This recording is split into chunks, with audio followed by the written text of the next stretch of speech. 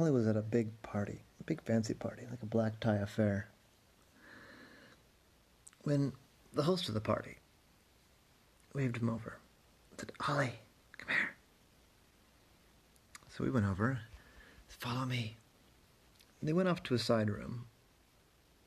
Well, there wasn't anybody else in there. And the hostess, she said, "Ollie, we've got a problem.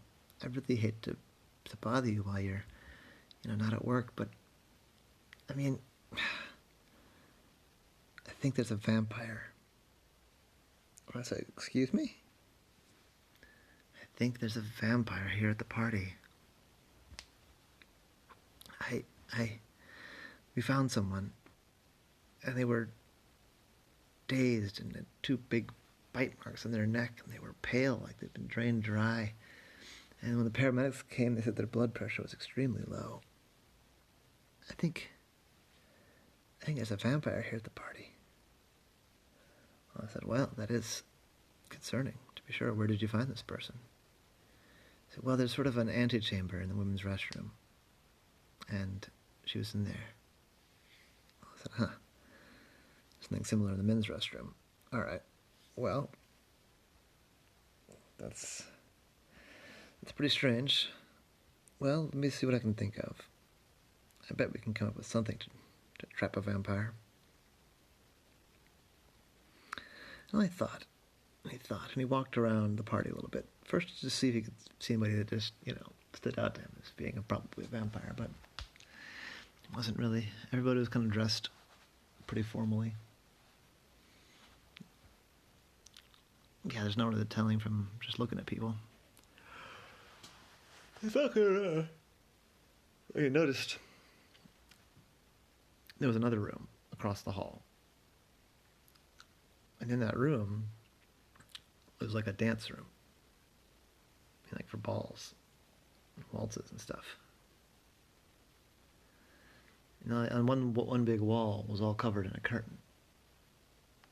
And I thought, ooh, I think I might know what's behind there. He looked behind the curtain, and indeed, the whole wall was covered in big mirrors everywhere. So I thought. I looked at the mechanism for drawing the curtains, and they did indeed have one big chain that you could yank and pull all the curtains off at once. And so I thought about it.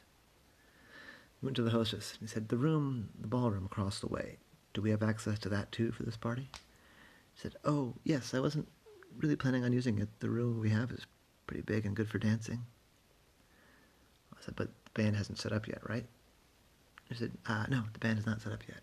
"Why? Do you want me to have them set up in there instead?" I said, Yes, I know it's a lot to figure out at the last second, but yeah. I think if we can get everybody in there, we can figure out who's the vampire." So, the hostess went off, and she had the band set up in the ballroom. Ollie went and talked to the bartender, who was working from like a large bar cart. And the bartender said he could wheel the cart in there just as easily as anything else. He just had to move a couple of plugs. So first the bartender moved his cart in, and Ollie got the lights turned on. And then the band set up in there. And the band started to play. And as the band started to play, the hostess made an announcement. He said, "Attention, everyone, attention. I'd like everyone to come over into the ballroom. I've got a special performance by a string quartet from here in Baltimore. It's the Eisenberg Quartet. We're very lucky to have them. You don't have to dance if you don't want to, but I'd love it if everyone could come and join us to hear their opening number." And the bar is now in there. So the first round, if everyone could please just join us in there. And Ollie watched to make sure nobody snuck out. But nobody did. Everybody who was in that room just went right across to the other.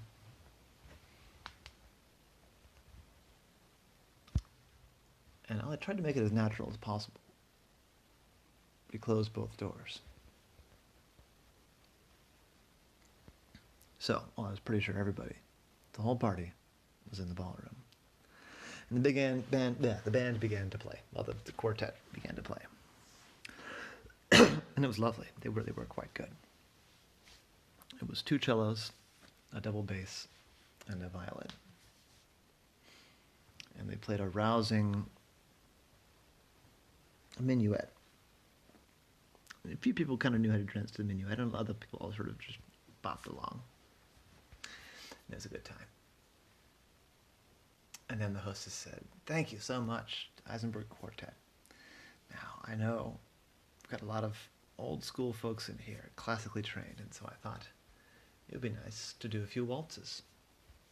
And so the Eisenberg Quartet has prepared a number of famous waltzes, and then they'll be mixing in some jazz tunes and some other things like that. But for your enjoyment, the Danube Waltz. The Danube Waltz is a famous waltz. The band began to play, and a lot of people started dancing.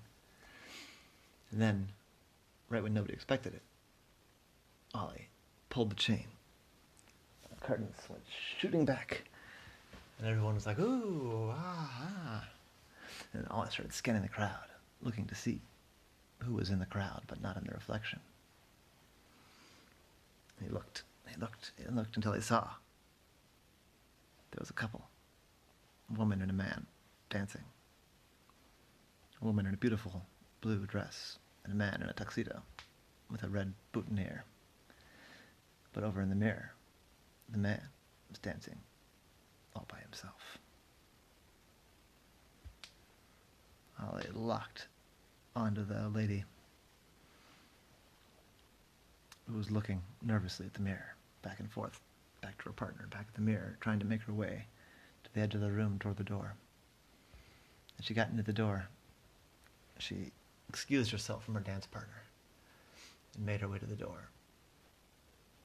She played it off like she was just going to go get a drink from the bar, which was also near there. And she got a drink. And then she stepped toward the door. Ollie, however, had already made his way back around. As she exited the door, Ollie was there waiting for her. As the door shut behind her, she looked like she was ready to escape. And she turned around, and there it was Ollie. That was loud. She said, "Oh, sorry. I didn't see you there. Just needed to get a little fresh air." I said, "Yes, I suppose you do." "I'm sorry." "Well, it must be draining." I said, "I don't understand what you mean." And then Ollie tossed a garlic clove at her.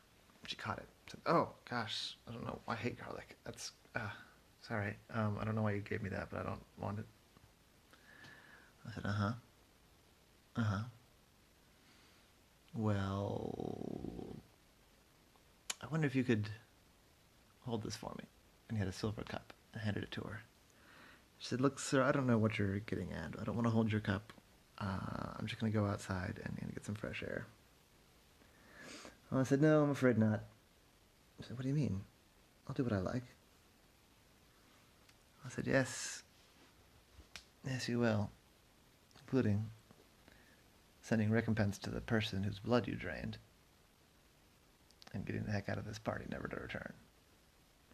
She said, I don't know what you're talking about." I said, "I didn't want to have to do this, but here we are." He reached back behind him, pulled out a silver cross and held it up to her, and she went, and her fangs showed. I said, "Put it away, put it away, put it away, put it away. Fine, put it away, put it away, put it away." And Elsa put it away. Ollie put it away. I said, "Fine. It was me. You nasty little octopus. I should drain you dry." I said, "I don't know everything about vampires, but octopus blood, I don't know if that would be good for you. So I can still eat calamari." I said, "That's squid, not octopus. Anyway, here's the address for the person that you drained of blood. I'll be checking in to make sure that you have paid restitution. And if I don't," I said, "well, I'm not just a random person with a grudge against vampires. I'm a private eye. And my dear, I've already figured out exactly who you are, at least the human name you go by. So if you don't pay up, I'll expose you as a vampire among your circle, and I'm sure not everyone you know will be thrilled to find out. She stalked off and said, fine, fine, fine. You win this round, Ollie the octopus. But you better watch out. And she stomped off into the night. And that was the case of Ollie and the ballroom vampire.